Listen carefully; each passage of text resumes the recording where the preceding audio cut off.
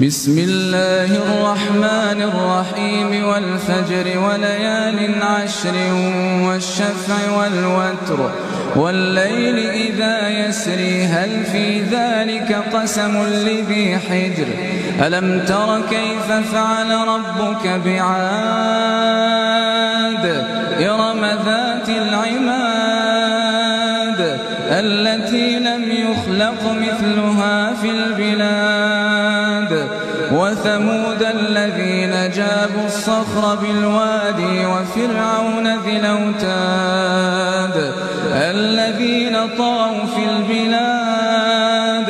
فأكثروا فيها الفساد فصب عليهم ربك سوط عذاب إن ربك لبالمرصاد فأما الإنسان إذا ما ابتلاه ربه فأكرمه ونعمه فيقول ربي أكرمن وأما إذا ما ابتلاه فقدر عليه رزقه فيقول ربي أهانني كلا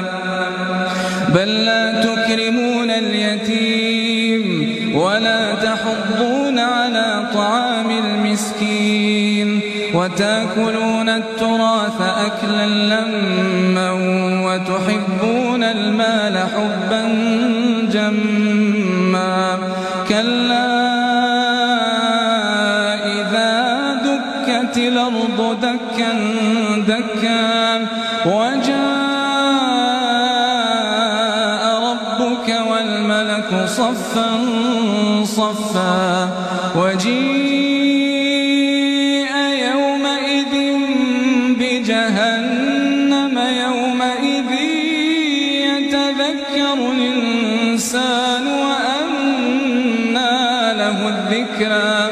يقول يا ليتني قدمت لحياتي فيومئذ لا يعذب عذابه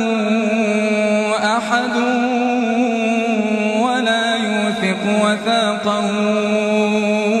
أحد يا أيتها النفس المطمئنة ارجعي إلى ربك راضية مرضية فادخلي في عبادي